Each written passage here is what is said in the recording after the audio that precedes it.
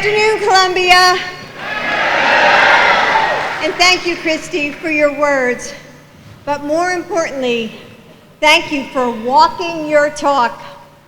You work to unite the Eau Claire community is a powerful reminder of what one person can do to bring people together, to heal, and to unify. Joe and I love South Carolina.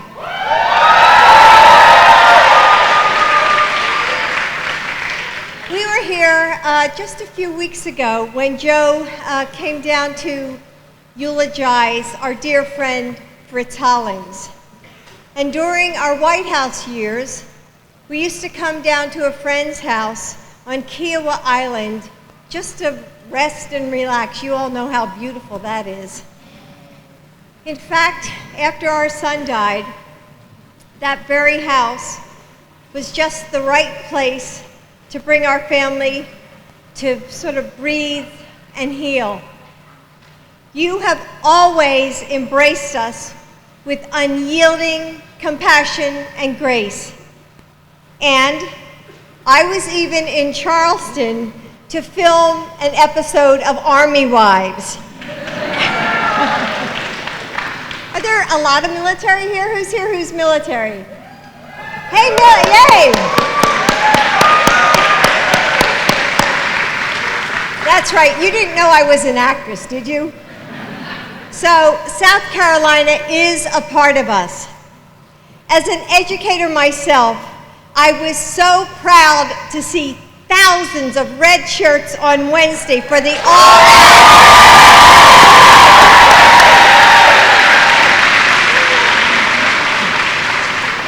You know, teachers are creative. We're used to working hard, but that doesn't mean that we don't need support. Teaching is a calling for most of us. It's who we are. When teachers have the resources they need and the wages they deserve, students thrive. It's just that simple. But I don't need to tell you just how powerful education can be. Midland Tech has been helping students in Columbia not just find good-paying jobs like electrical technicians and cardiac care specialists, but find vocations that they can be proud of. Education transforms communities, doesn't it? It changes lives. I see this with my students at Northern Virginia Community College. Most of them are the first ones in their families to pursue a degree. They work full-time jobs, and many of them are the only financial support for their families. They come to my class after military service. They come as single parents, or some are women returning to school to make a better life for themselves and their families. Despite the differences, they come looking for the same simple thing, the opportunity to work hard and to build a better future. That's what we all want, isn't it? Yes. More than that, it's what we all deserve. When we turn on the news today, we are told that our nation is more divided than ever. We're told that our differences are irreconcilable, that we must close the door on people who think differently. We're told that there's a war between them and us. But when I travel this country and I meet people like Christy and all of you, when I visit military bases and cancer clinics, that's not what I see. I see neighbors who pick up groceries for the mom whose husband is deployed. I see middle-class families who are giving record-breaking amounts of donations to causes that they care about. I see Americans who drive their pickup trucks into the floods of a hurricane and run towards the fire to help their neighbors. I see people speaking out against bullying and bigotry and racism. That's who we are. That's the America that I know and love. And that's what this nation is all about.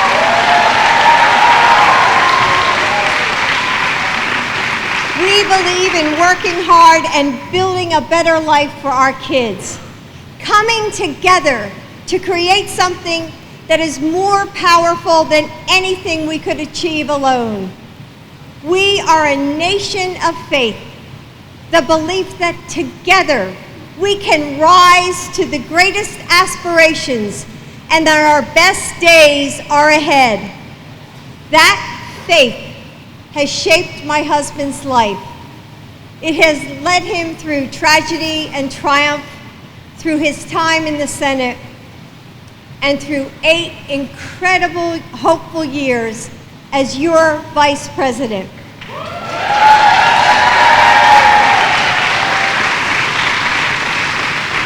And I know that with your help, Joe will bring that hope, that vision, that faith in the promise of America to the White House.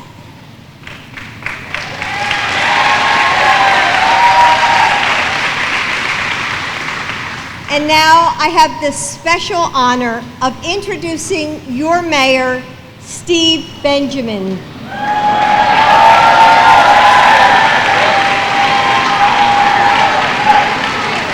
He's not only the mayor here in Columbia, though he's led this city with vision and integrity. He is also building cities in this nation as head of the United States Conference of Mayors.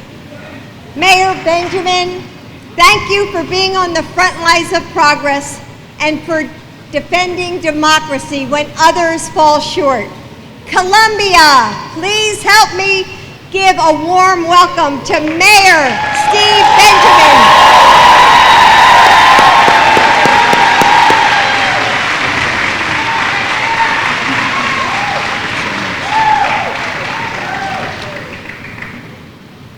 I want to thank Dr. Biden for her life's work, commitment to education, and making sure that the promise of America is real for all of our families. I believe that brevity is next to godliness, so I won't keep you too long. Some of you hear me speak way too much as I sat here looking at these young people, and how about a round of applause for these incredibly talented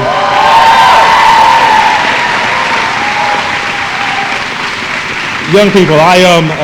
It made me think of a moment I spent with my daughter, Bethany, who's now 14 years old.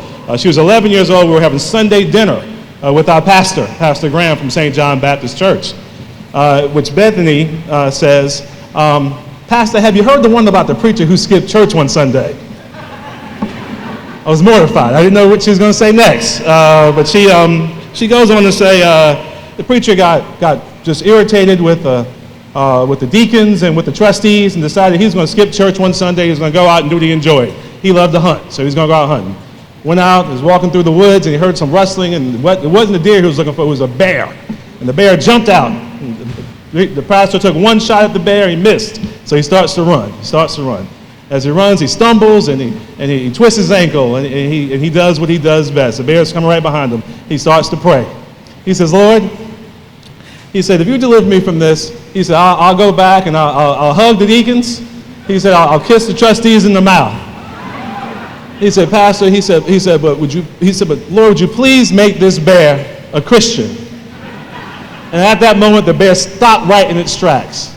It hit its knees, and it said, Lord, please bless this food I'm about to receive. With the stakes being so high, we have to be specific. And I want to be specific with you very briefly today. We need a person in the White House with a true record of fighting for working families. We need someone in the White House who has worked to build an economy with middle-class jobs in an equitable manner, making sure that everyone could succeed in this great country. We need someone in the White House who will stare down our enemies, both domestic and abroad, to protect this great democracy. We need someone in the White House who just restore humanity, good decency, good decent people in the White House. I want to be specific. We must win back the White House in 2020.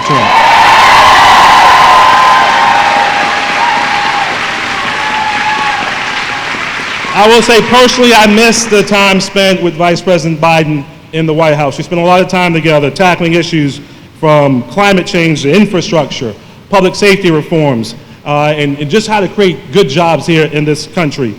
So it'd be nice to have him back someday. I cannot introduce someone who needs no introduction. So I give to you the former senior senator from the state of Delaware, the 47th Vice President of the United States, a good and decent man, Joe Biden.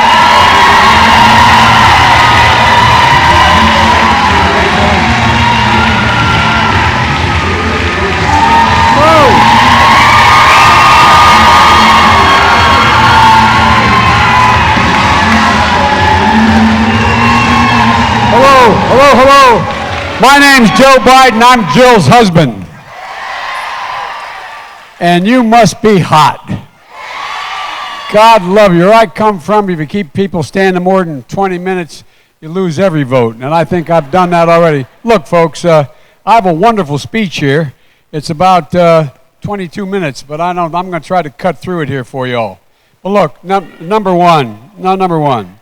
It's great to be back. The fact is that, you're going to be seeing an awful lot of me.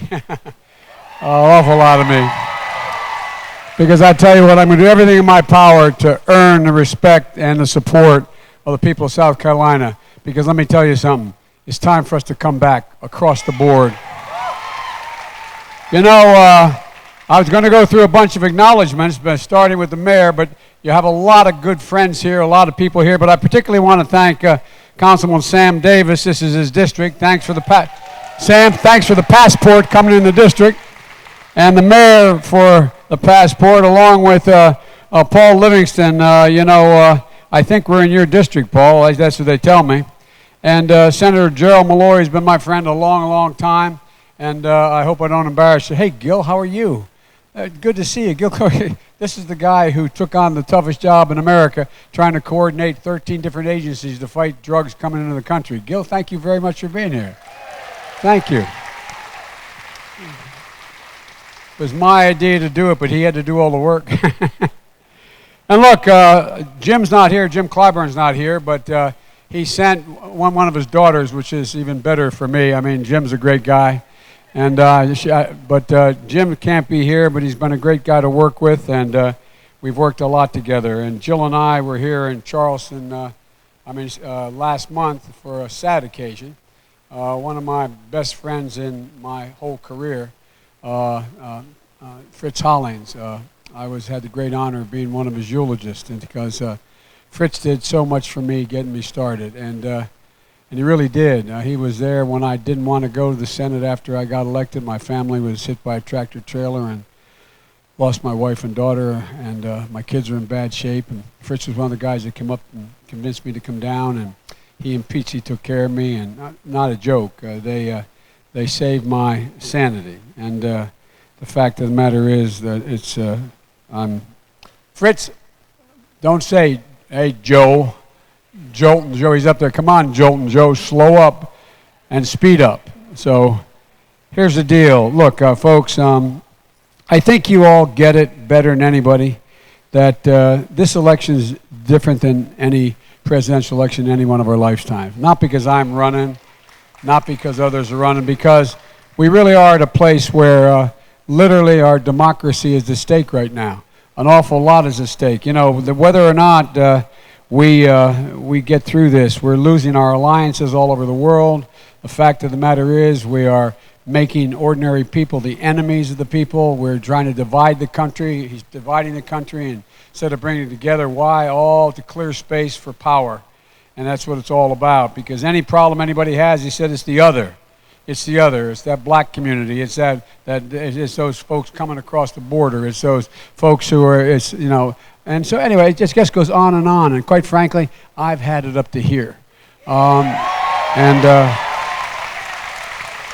But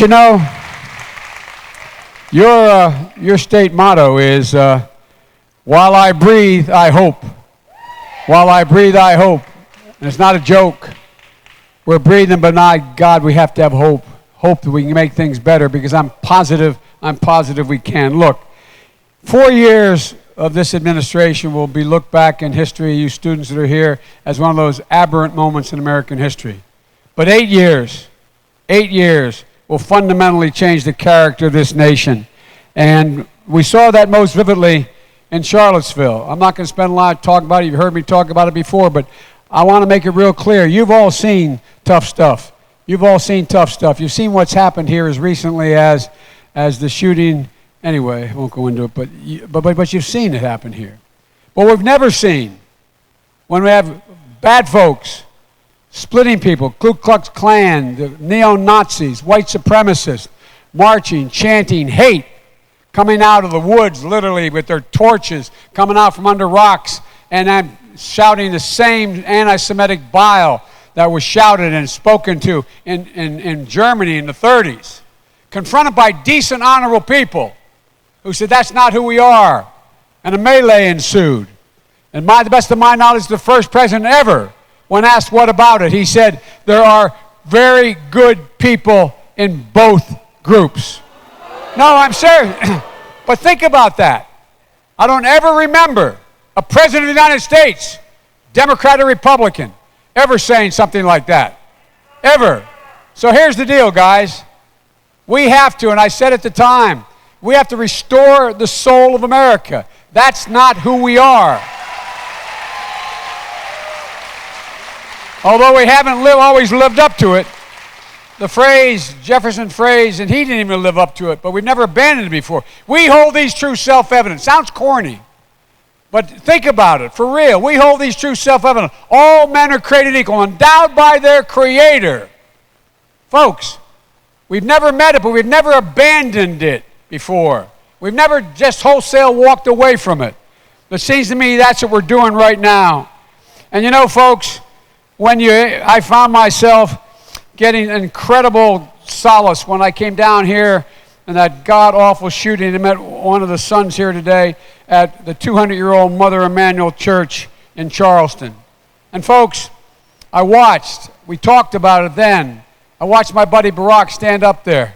I watched him talk, and he talked about we have to find that amazing grace. Well, by the way, there is amazing grace in this country. We just have to reach out and pull it in. Folks, above all else, we must defeat Donald Trump in 20.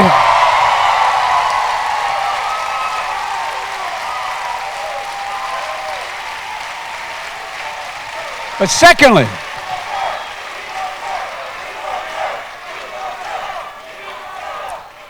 the other reason I've decided to run this time, Jill and I, is because we have to restore the backbone of America. By that I mean, for all these years, just get something straight here. CEOs, shareholders, bankers, and Wall Street bankers, they didn't build America. You built America. Not a joke. That is not a joke. That is a natural fact.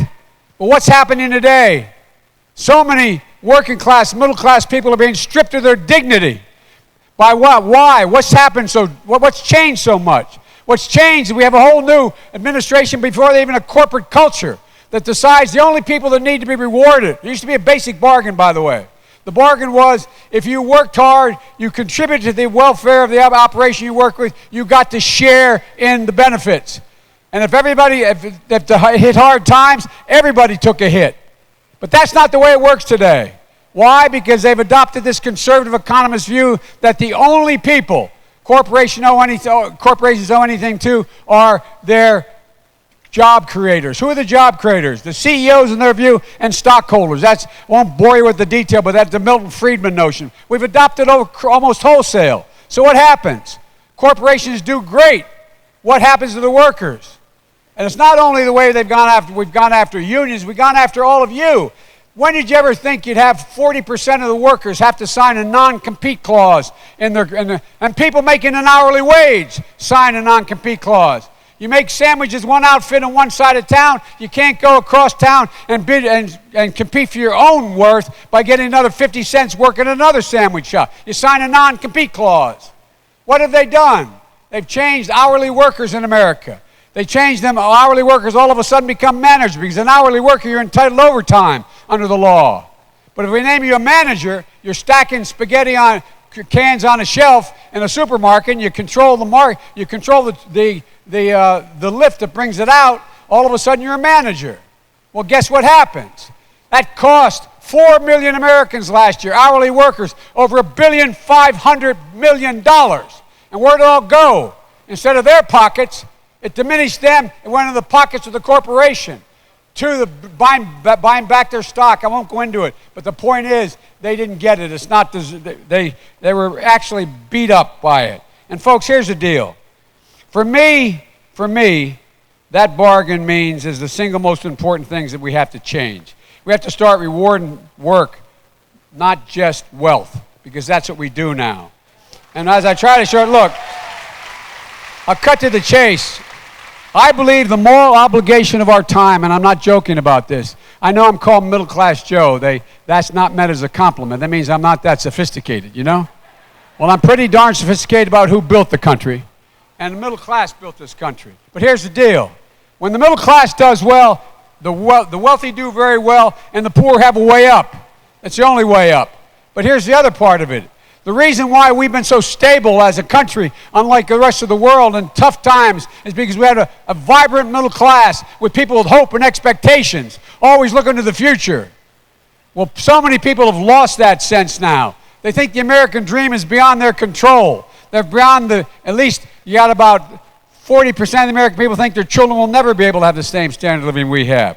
But look, folks, this time when we rebuild the middle class, I promise you, we're bringing along everybody, no matter their race, their gender, their ethnicity, their religion, who they love, where they live, whether they have a disability. Not a joke.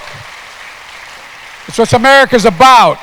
That'll be my measure of economic success, and it's restoring the dignity of work. Let me quickly explain what I mean by the dignity of work rather than go through this with you. Look, here's the deal. My dad used to say, you know, Joey, we moved from Northeast Pennsylvania when I was in grade school because, you know, there was no real good work. Coal died. If you listen to Barack, you'd think I climbed out of a coal mine with a lunch bucket. He always talks about Joe from Scranton. God, by the way, he's a hell of a guy. I worked with him for 8 years. I watched him. He has enormous integrity. He has enormous integrity.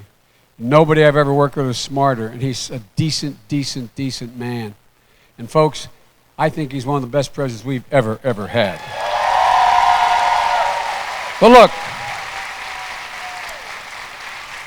my dad would define a job, and he'd say, Joey, a job's about a lot more than a paycheck. It's about your dignity. It's about respect. It's about your place in the community. It's about being able to look your child in the eye and say, honey, it's going to be okay, and mean it, for real. And look what's happening now, the working class and middle class people. They're getting killed economically. How can you maintain your dignity when you look over at your child and he needs health care and has a pre-existing condition? You couldn't afford it before Barack passed the Affordable Care Act. It strips you of your dignity. How can you be in a position as a parent where you have any sense of dignity in the job you do and how you feel if in fact you look at your child who is near the end of life and the insurance company comes and says, look, it's palliative care. We're not going to cover you any longer, which was the case before we passed the Affordable Care Act. I couldn't imagine, as they used to say in the Senate, excuse the point of personal privilege, I couldn't imagine Jill and I and our kids watching our son, knowing he wasn't going to make it with stage 4 glioblastoma. People don't make it. And I couldn't imagine if we didn't have insurance and they came along and said, no, now you're finished. The next 6 months you're on your own. That's about dignity. It's the same way with education.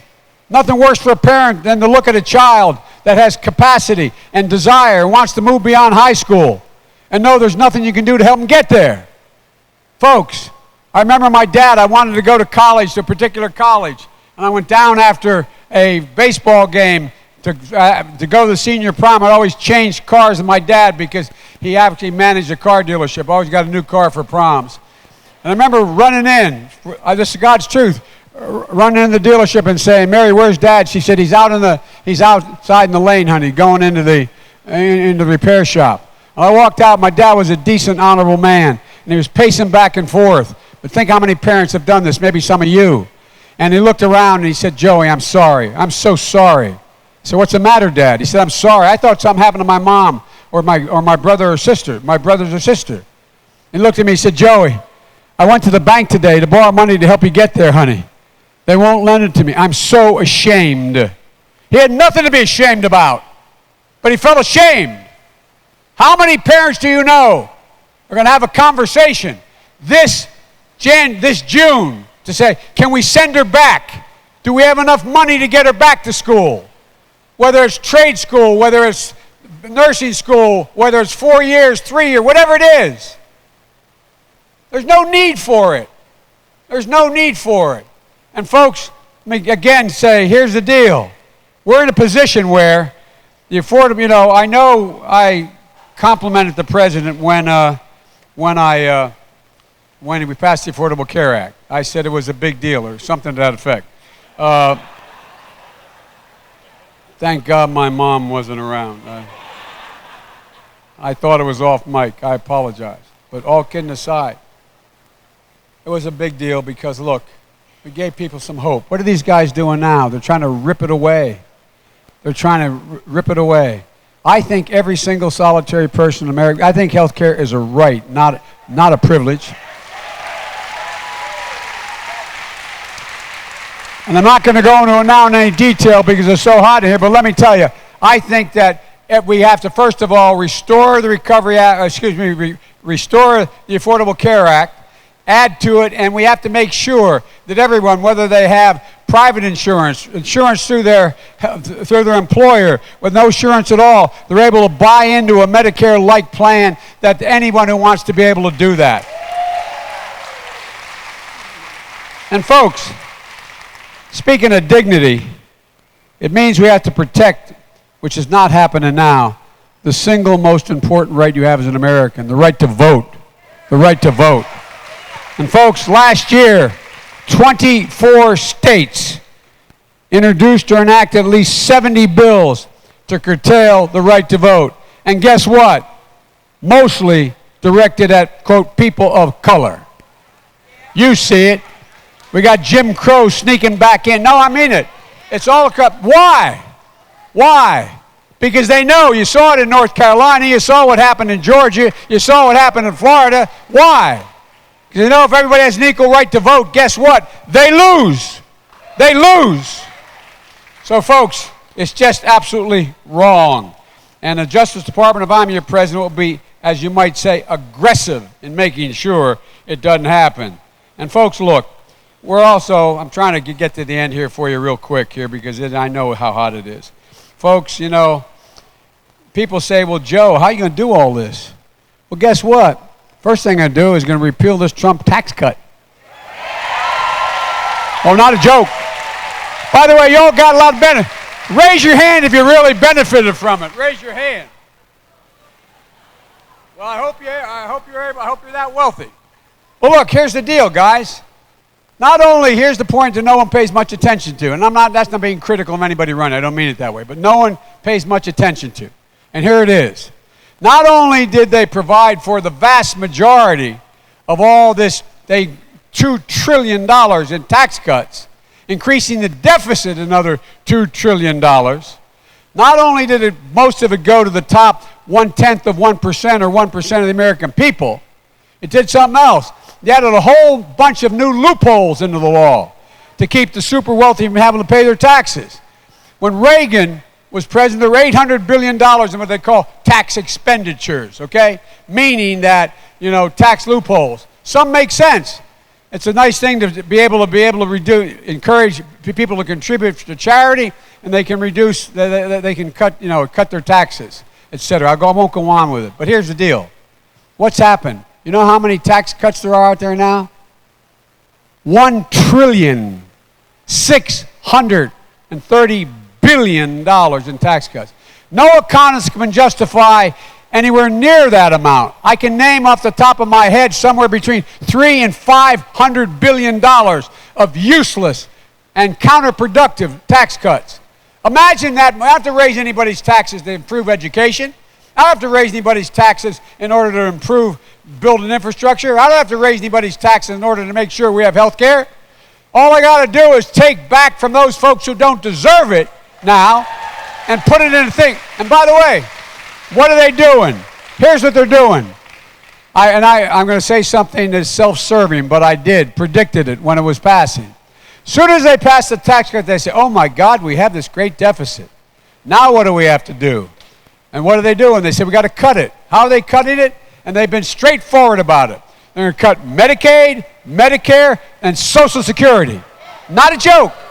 Mark my words. You saw it before we took back the House of Representatives. The House Budget Chairman introduced about $500 billion worth of tax increases on Medicare, making it more expensive. So, folks, they're going after, as they always do, the programs they can't beat straight up, but they can beat it when they say, we can't afford it. You guys can't do it anymore. So, folks, look, there's so much at stake here besides the rain outside. And, look, you know, I think we're in a position where we have to fundamentally get rid of the Trump-DeVos education agenda. And I joined Jill, 10,000 Carolina teachers who rallied this past week. By the way, all over the country, happened in Oklahoma, happened all over the country. Why? When you got Republican administrations, what do? They gut and go after the things that people need the most to give us the greatest opportunities. And by the way, smaller classrooms aren't just to make it convenient for teachers. Students need smaller classrooms. They need more attention. Students are the ones. More teachers out there today in South Carolina, all across America, are taking money out of their own pockets. Not a joke. To care for the needs of their students. Whether it's pencils, pens, notebooks, whatever. And folks, it's got to stop. And we can do this. The point is we can do this. The situation where Jill is in, I'm not going to start talking about it because I won't stop. By the way, it's pretty clear how I'm married up. But well, look, guys, you know, the fact is that I worked with Jim Clyburn and his anti-poverty initiatives when I was vice president. And again, we have to uplift communities that are in fact in poverty. We have to do it, and we have to do it now because, by the way, it'll go a whole hell of a long way to ending the legacy of systemic racism. If, in fact, we deal with the neighborhoods people live in, we make sure that housing patterns are different, that employment access, as Barack says, you know, when two equally qualified people, one Jamal and one John, they both apply for a job, and John gets the job. That's a reality in America. Why is it that it costs so much money for housing, cost for insurance in poor neighborhoods? Tell me that one. Explain that one to me. Tell me how it works when you go through and you're paying more for insurance on your automobile in a poor neighborhood, whether it's black or white or Hispanic. The fact of the matter is there's so much we can do. Folks, we also have an ambitious plan I'm not going to go into now, focusing on the future, which is what this election is all about. It's not just who governed well in the past. It's who's going to be able to govern well now and in the future. And folks, it's about the future. We have an ambitious plan for America, focusing on the future. Clean, renewable energy, cleaner, safer water, infrastructure, safer, more affordable housing. You do these things, you fundamentally change the environment as well, but you also provide good middle-class jobs for people doing it. Folks, look, not only is going to help us confront this existential threat that climate poses for all our children, but as I said, it'll pay millions and millions of dollars probably millions and millions of middle-class jobs. And folks, you know, it will mean that I worked bulk of my career making sure that we get lead paint out of homes and make sure that toxic communities that have wooden water pipes like you have up in Flint, Michigan, and the water's contaminated, or find yourself in a position where, from the time I was a local official in the county council, where did we always put the dump? We put the dump nearest poor folks. We didn't put it where we were. So folks, look, we can do an awful lot, as I said, without, in fact, raising any more taxes on hard-working American people. And folks, but we really have to think about the future. One of the reasons why, and everybody reminds me, when Jill and I announced we weren't going to run last time, and by the way, we weren't going to run against Hillary. I had planned on running from the beginning and put together a campaign to do it, but when our son Bo got ill, he was Attorney General, a decorated Iraqi veteran and a United States major, and a good man. When he thank you. When he got ill and we knew it wasn't going to work, he said, "Dad, promise me, Dad, you won't tell anybody how bad things are. I don't want anybody feeling sorry for me, Dad. I want to finish my tour as Attorney General, which ended in January before he passed. I want to be able to do my job, Dad. I don't want anybody feeling sorry for myself." I couldn't even tell the people of the campaign I had put together. Only person I could confide in was my friend, and he is my friend, Barack Obama. I told him about everything that was going on because I knew I could trust him completely. But here's the deal. Couldn't tell anybody else. When he passed and I formally announced we weren't going to run because he didn't want me to do that before that, they weren't going to run, I said my one regret is that I won't be the president who gets to preside over the end of cancer as we know it. If you elect me president, I will be the guy presiding over cancer as we know it, ending it. Not only that, we should be investing billions of dollars in the diseases we're so close to changing. Not just cancer, but Alzheimer's, addiction. There's a whole range of things that if you look at the medical field, we're on the cusp of being able to change. And what are we doing? I led a bill that passed that added $6.8 billion to NIH last time for cancer research. You know what the first thing the president did when he sent in his budget? He called for cutting the budget by $10 billion. But guess what? There's certain things we can work with Republicans on. Even back then, the Republican Party said, no, we ain't cutting it. We're going to add another $2 billion to it.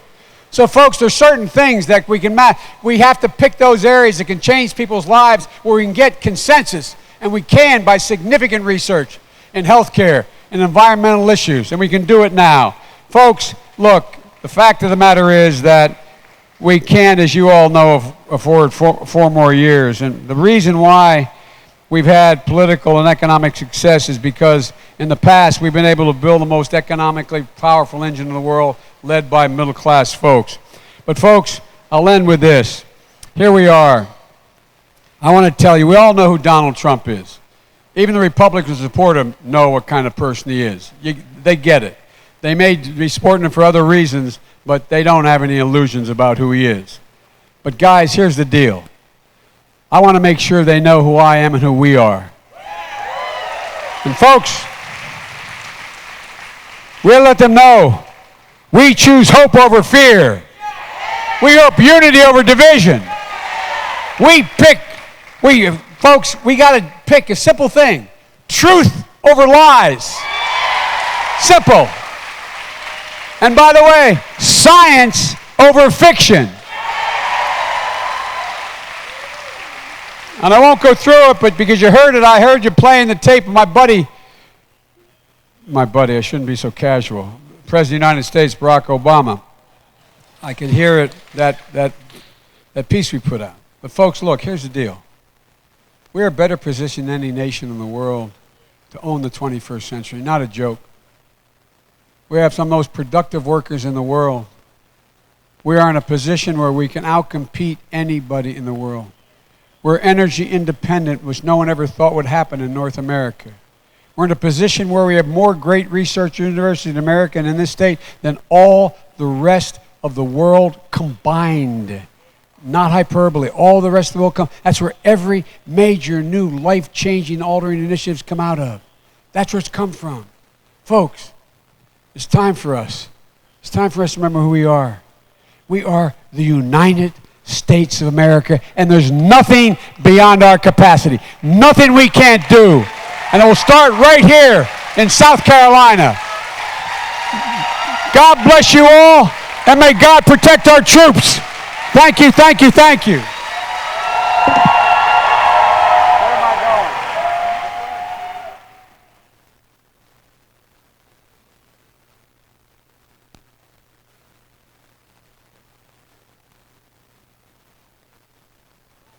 Like this happened, somebody said, keep talking, Joe, it's raining outside. I'm not. Thank you.